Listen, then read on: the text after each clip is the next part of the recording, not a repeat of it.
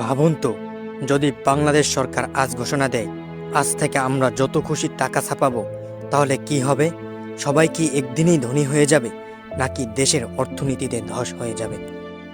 আজকের এই ভিডিওতে আমরা জানব বাংলাদেশ কেন ইচ্ছে মতো টাকা ছাপাতে পারে না, আর প্রতি বছর আসলে কিভাবে ঠিক হয় কত টাকা ছাপানো হবে।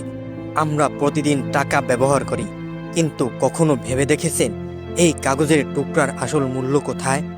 টাকার আসল শক্তি আসে বিশ্বাস থেকে। আমরা বিশ্বাস করি এই টাকায় জিনিস কেনা যাবে, এই বিশ্বাসটাই অর্থনীতিকে চালায়। এই পুরো সিস্টেম নিয়ন্ত্রণ করে বাংলাদেশ ব্যাংক। ধরুন একটা দেশে 100টা পণ্য আছে আর মোট টাকা আছে 1000 টাকা। এখন যদি হঠাৎ করে সরকার 1000 টাকার জায়গায় 10,000 টাকা ছাপায়, কিন্তু পণ্য একই থাকে, তাহলে কি হবে? সবাই বেশি টাকা নিয়ে একই জিনিস কিনতে যাবে, ফলাফল দাম বেড়ে যাবে। এটাই হলো মুদ্রাস্ফীতি। আর যদি এটা নিয়ন্ত্রণের বাইরে চলে যায়, তাহলে হয় হাইপার ইনফ্লেশন। এটা শুধু তথ্য না, বাস্তবেও ঘটেছে। জিম্বাবুয়েতে একসময় মানুষ টলি ভর্তি টাকা নিয়ে বাজারে যেত, কিন্তু তবুও এক পকেট রুটি কিনতে কষ্ট হতো। কেন জিম্বাবুয়েতে এমন হয়েছিল? 2000 সালের দিকে জিম্বাবুয়ের সরকার একটা বড় সিদ্ধান্ত নেয়। তারা দেশের অনেক কৃষি জমি জোর করে দখল করে নতুন লোকদের দিয়ে দেয়। সমস্যা হলো, যারা জমি পেল তাদের অনেকেই কৃষি সম্পর্কে অভিজ্ঞতা ছিল না। ফলাফল, দেশের উৎপাদন কমে যায়, খাদ্য কমে যায়, রপ্তানি কমে যায়, অর্থনীতি দুর্বল হয়ে পড়ে। এখন সরকারের আয় কমে গেল, কিন্তু খরচ তো কমে না। তখন তারা কি করলো? টাকা ছাপানো শুরু করলো। শুরুতে সমস্যা বোঝা যায়নি, কিন্তু ধীরে ধীরে বাজারে টাকার পরিমাণ বাড়তে লাগলো আর জিনিসপত্রের দাম কমতে লাগলো।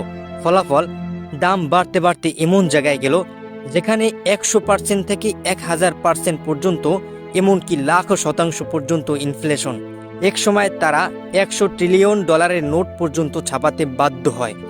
ভাবতে পারেন, একটা রুটি কিনতে ব্যাগ ভর্তি টাকা লাগতো।